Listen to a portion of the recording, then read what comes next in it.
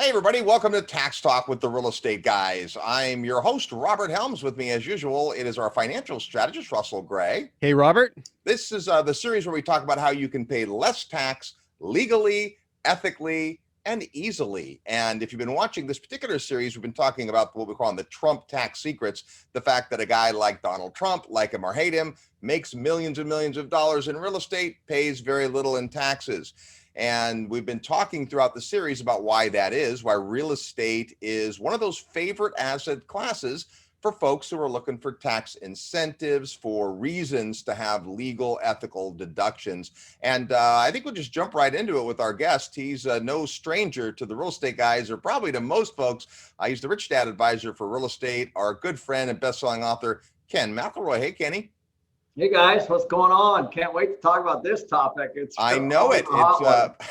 We've been anxious. And by the way, Ken's brand new book, The ABCs of Rental Property. Buying rental property has just come out, so make sure you pick that up. And I'm sure I just received this. Thank you very much for that. Mine's autographed, and so is yours, Russ. So I've not got into it enough, but I'm guessing at some point you're going to mention tax when it comes to buying rental property. Well, I think it's a necessary deal. I mean, we all pay it, sales tax and property tax and income tax, and tax is tax. It's just it comes from lots of ways, and I think generally, the interesting thing to me is that they focus on what Trump's income tax, but the truth is he's paid millions and millions and millions and millions of dollars in tax, and property tax specifically. All that real estate is tax. And it funds all kinds of stuff, schools and firefighters and first responders, and all of those things gets taxed. They hit real estate pretty hard with it, as you guys know. So, but what they do is they focus on, of course, is income tax. Well, Kenny, I think that's an interesting thought, because you think about it. People get concerned about the immorality of not paying income tax and not supporting the infrastructure. But I think we all know that most of the local infrastructure, community infrastructure, doesn't come from income tax anyway. It's all paid for largely out of property taxes, and people who don't own real estate aren't contributing. That's 100% right. That was my point. Nobody brought that up. I mean, he pays so much money to support local economies. It's ridiculous. Well, I think there's another point about it, which is he's a business guy. He's got employees, and let's face it, employers pay a lot of tax on behalf of their employees, and those are the businesses, the entities that get taxed. Early in this series, we had your good friend Tom Wheelwright sharing with us kind of the different ways that different folks in the four quadrants are taxed. And big business, B, they get taxed. They don't get taxed as highly as, say, the S or the E quadrant, but they get taxed. It's folks in the I quadrant, real estate investors, that don't pay as much tax. And it's not because we're trying to get away with anything. It's because we're given that incentive. Tom explained that, most of the IRS code is a series of incentives, reasons why investors would consider one investment over another. And so, Ken, as you look at real estate, not being a tax guy, but being aware of tax and being aware that your investors have an interest in it, take us through when you're looking at a deal, how the tax consideration fits into the picture. Well, I think you got to start at, let's just start with a vacant piece of land. A city, if a big vacant piece of land is sitting in the middle of a city, guess what the city's making off of that land? Boom. And so the city is like, we need to find a real estate developer. We need to find somebody to build this. Doesn't matter if it's apartment, single family, it doesn't matter if it's commercial, whatever. But vacant land pays a very small amount of property tax because it's vacant land. And so there's massive incentives for development. So I think we got to start with that. People don't understand that the whole system is geared so that taxes can fund cities, so that cities can do things, that roads and schools and all that kind of stuff. It actually starts with real estate, as Russ very astutely pointed out earlier.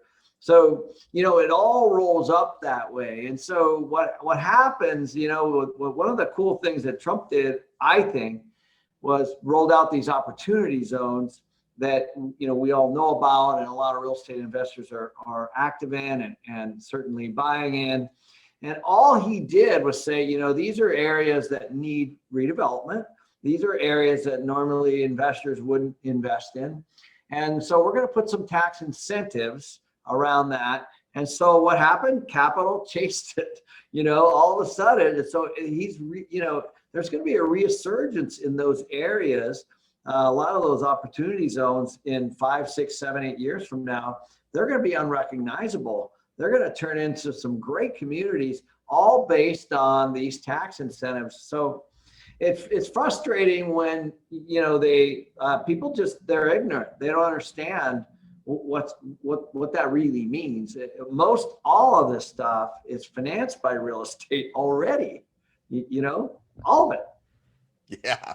It's really interesting if you look at opportunity zones, especially because rather than print money to give grants to people to go and do things in these blighted areas, they're not all terrible areas, but they're all areas that the governor's task force in that state has decided there needs to be attention paid and there's opportunity here. So rather than, shell out a bunch of money, it was pretty smart to say, well, we'll just give incentive to investors, to people who are going to be doing the work and to people that are going to passively invest. And it got the attention of some folks that weren't previously that into real estate, right? You've got a lot of passive investors in your many, many deals, but there's certain folks, they're not into real estate. They're forming businesses, or they're in stocks, or they're put all their money in metals. Well, all of a sudden now they've got gains that they would normally have to pay tax on, that instead, through the opportunity zone mechanism, they're able to push that off and create truly some tax-free income, which is rare. So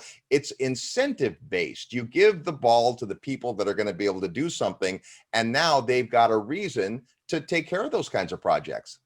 Right. And I think nobody really talks about risk either, and I think that's a big component that doesn't get addressed.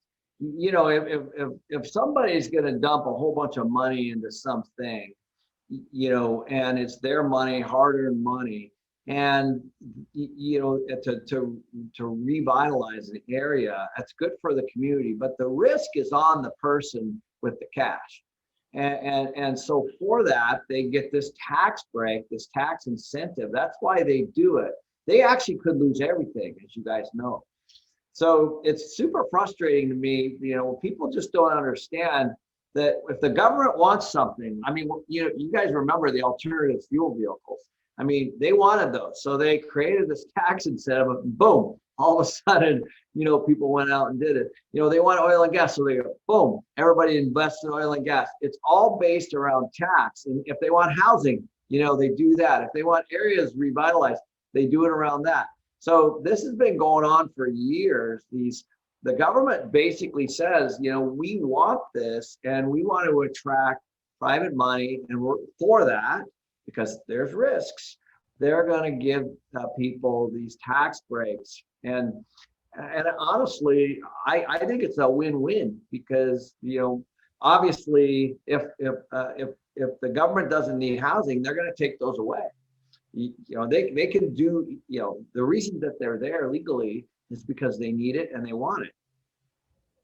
And the incentives aren't only tax, right? I mean, you get subsidized lending too. You have these agency loans, you have subsidized interest rates, you have favorable treatment. I mean, you're a big apartment guy, and there's a lot of agency money available to help you build affordable housing. So that's part of it too. The point, I think, which is great, is that real estate entrepreneurs like yourself, like a guy like Donald Trump, like many people, Sam Zell, many, many, many people, big and small across the spectrum, are responding to incentives provided by the government through a variety of things, tax included, in order to create infrastructure and products and services that benefit the community. And, so a lot of times people can't hear what somebody who's polarizing like a Donald Trump is doing or motivated. They just kind of see the maybe the nefarious, they feel like, oh, he's up to something, but really, I mean, he's just responding like any entrepreneur would, like you are, like we do, to what's available. And it really is designed to benefit. And so I think if people can look at it in the bigger context and not think about what somebody else is getting, but hey, this is available to all of us too. I mean, you can start with a small property and have the same benefit. You don't have to be a billionaire. Right. Nobody talks about, let's just pick on opportunity zones for a moment. There's already, I keep seeing these $100 million funds that people are putting together, opportunity zone money. So people, when they sell something and they want to defer their capital gain, they can roll it into these opportunity zone funds that kind of revitalize an area. Nobody's talking about, if an area is blighted, let's say old factories, old warehouses, vacant land, whatever it is, and it's in an opportunity zone, and somebody builds, this amazing whatever, what it does is it raises the values in that area for everyone. It's helpful for everyone. And what they've done is they've attacked, real estate guys for doing things like that. And they don't understand. And that, so one, they get an incentive to put their money there, but two, then whatever the city is or whatever the town is or where there's property tax then now paid, and it's not cheap, as you guys know. We pay millions of dollars right now in property tax a year on all our different projects into a variety of communities all over Texas, Oklahoma, Arizona, Nevada. And as does everyone that owns real estate. It's part of the deal. If you own a casino, you pay a massive property tax to the state of Nevada or the city of Las Vegas, and that all that money's spread through the community. That's just the way it is. And then you get it. The best part is we get tax breaks for doing that. I mean, we're got to put our money somewhere. And why not there? Why not put it in a spot where we can get tax incentives? It's just smart. That's why when I remember when he was with Hillary, he said, "Well, that's because I'm smart." That little comment where she was going after him on taxes. I thought, I'm like, how could she not understand that? There's these massive tax benefits out there, and that's how you attract cash. And that's all he did. That's all hundreds of thousands of people do. I don't understand it. Well, I think it is education. People look at real estate tax through the eyes of the home they live in. Well, I pay property tax and maybe I get some benefit in the money that's spent in the local schools, and maybe I don't see that benefit. But with rental property, we're going to look at our pro forma. We're going to understand the basic income formula and see that there's expenses, and tax is one of those expenses. Take two states side by side with different tax rates, and you're an investor trying to decide, well, do I buy in Arizona? Do I buy in Texas? Well, the property tax rates are very different in those two places. Not to say that would drive your decision, but it's one of the considerations. And I think that's the big picture is, we always say, don't let the tax tail wag the investment dog. Don't buy something just for tax purposes. Although you could argue there are certain investments where that's the primary driver. But in real estate, it's almost like the tax is that incentive. It's a bonus. We don't buy a property just for it. We are looking to make sure that the property is going to make sense to hold. In your case, Ken, you raise money, you and your partner Ross do syndications on apartment buildings, but you've also done brand new construction and you've been in different states. So how is it that you acquaint yourself with what the particular tax benefits are when it comes to making that decision? Yeah, well, thanks. Thank you. Well, obviously, when we're doing a ground up construction deal, the cities are basically, there's massive tax and fees to be able to hook into all the stuff. And that money goes straight to the cities and straight to the governments. And then, of course, there's a massive tax component. We do look at that on the front end. So as an example, even in depending on where it is, every city has different property tax rates, as you know, and so you have to look at that from a cash flow standpoint, and certainly that can make a big difference on where you're going to go. There's a really wonderful video that I watched with the CEO of Starwood Hotels, it's an hour long, and I loved it because he basically said when we plant hotels, because they're looking at strategically all over the world. One of their big drivers is, obviously union labor or, cost to build it, the impact fees. In other words, what does it cost to actually enter a market like Chicago, versus New York or Seattle or whatever it is. But the biggest one was property tax. And so, he went as far to say that, they focused on red states specifically. And I mean, it's in his video. And, because at the end of the day, if you're going to get $200 a night for a hotel room somewhere, and it's the same in a lot of markets, then now you got to drill down into the operating expenses, and that property tax is a big thing. And so it lowers your profit. And so I think we're going to see, a massive attack going after real estate for property tax, with all this money that's being rolled out. And so I think it's an even bigger issue coming up where people really have to pay attention to that. I saw Nashville rolled out a 34% property tax increase already. And so, the cities are going to look at the real estate to be able to pay their bills. I don't blame them, but to say that, Trump doesn't pay taxes, honestly, it's just ridiculous. He pays a lot of tax. He doesn't pay a lot of income tax. And, that's, there's other reasons for that, which again, go back to why he's taken all the risks for, putting his money, his investor money into all these different things. Hey, Robert, if I can chime in just real quick, I think one thing that's important for the viewers is just to understand we're not here to defend Donald Trump. This is not a political statement, but our concern, we're here to defend real estate. We're here to defend real estate investors. We're here to defend, even if you don't understand the opportunity that you have to become a real estate investor and take advantage of this.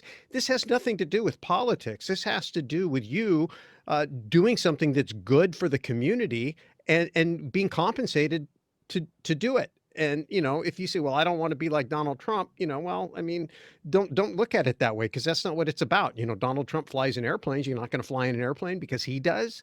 I mean, that doesn't make sense. But I do know that a lot of people can't hear the opportunity, or they can't see because they have a way of thinking, or other people just like, hey, everything somebody does is right no matter what. And I don't think that that's true either. So, but the point is, Kenny's a businessman, very, very successful business guy in real estate space. And so throughout the series, we've looked at different people, from a CPA perspective and mechanically how it works, drilling down into exactly how you carve up a piece of property to get the most out of the tax savings. But, getting inside the heart and mind of a business guy like Kenny and going, okay, how is this motivating you to take action and decide where you're going to go? Because you can come alongside that. So I really appreciate the comment about, this Starwood guy, how he's choosing, again, it's not advocating, hey, you should believe in a political stance. It's just like, understand the way these guys think and where their money moves as a result of the way they think, and you can kind of come alongside that. Yeah. Well, in any political cycle, people get more aware of that. You may be watching this years after that all was a news story about Trump's tax return. But I think the big point here is that real estate, unlike a lot of investments, has some specific ways that we can get these tax incentives. In fact, Ken, since we've got you here, this is maybe a little off topic, but I don't think it is.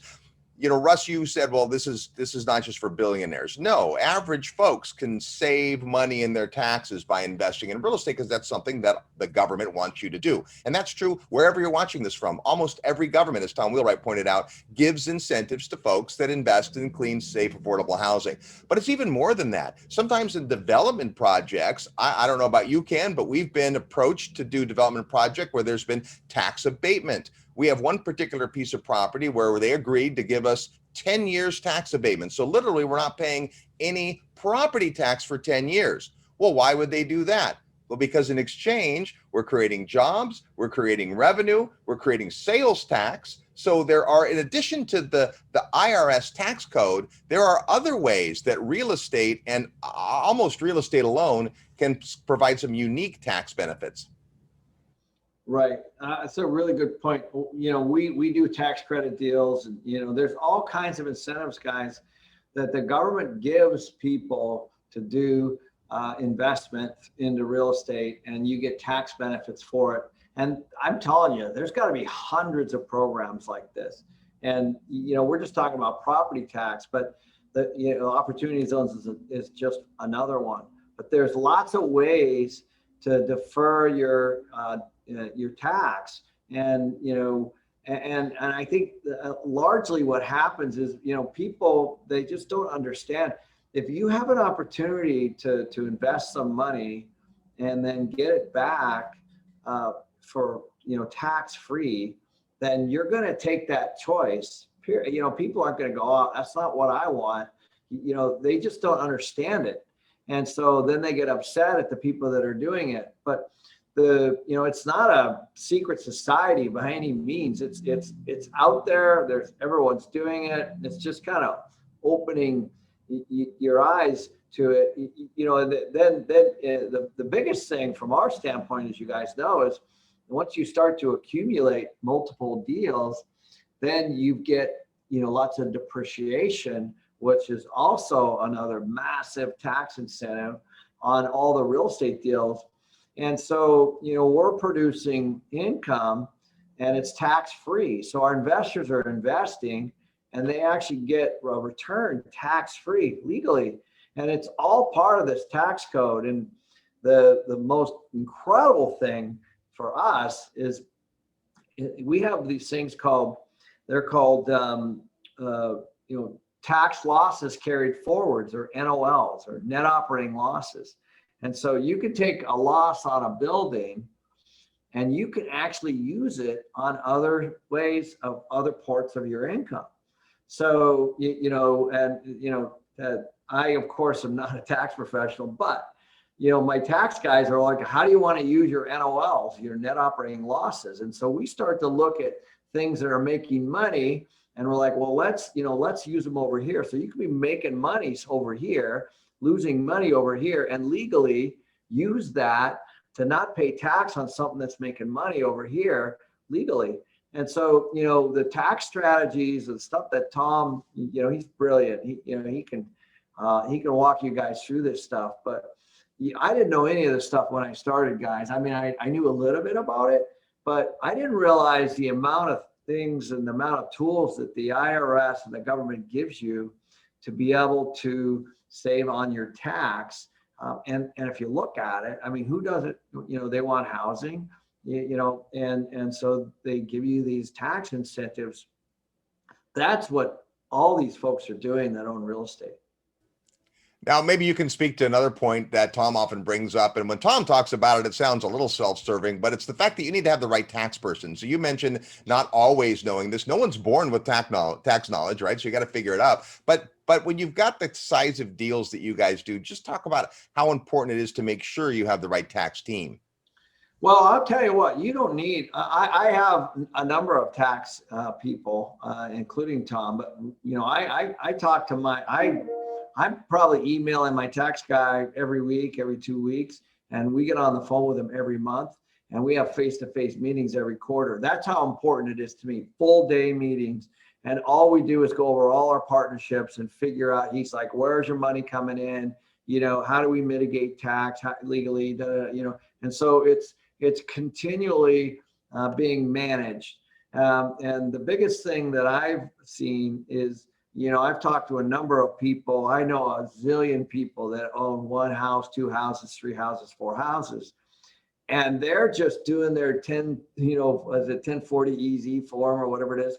And I was like, are you kidding me? Like you're not taking advantage of all these benefits, and either they're bookkeeper or they're just trying to make shortcuts. They're not using depreciation. They're not using all these things, and any money that they spend on the property to keep it up, like a new roof or an addition or whatever, those are all write-offs, for improving a neighborhood. And so those are things that I didn't know when I started, and I've gotten, through all these conversations, gotten a little more educated on it. And the cool part is, it's obviously important who our president is, but the truth is, whatever happens on our election, that president will just go this way or that way, and then we'll just, okay, now we're going this way.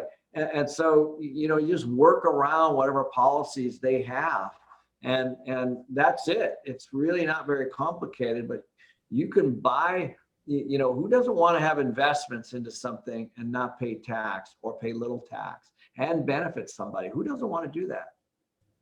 Well, I think you're forgetting the one thing, Ken. Even though they may be giving up $50,000 of the tax breaks, they're saving $3,000 of tax fees. So Yeah. people think like that, right? They think, well, I can do it myself on the computer program. Well, if you have a simple W-2 job and few deductions, then maybe so. But if you're going to branch into real estate and you're going to get serious about it, then you need to be in charge. Now, none of the three of us are tax professionals. We're not CPAs. We're not tax attorneys, but we all have them. And that's the point. You have to know enough about tax to know how to have those conversations that Kenny's talking about. So you can learn more about what Ken McElroy does by going to kenmcelroy.com. During COVID, boy, Kenny, you've taken a bunch of time and educated us all about cool stuff. You have put out a lot of really awesome videos.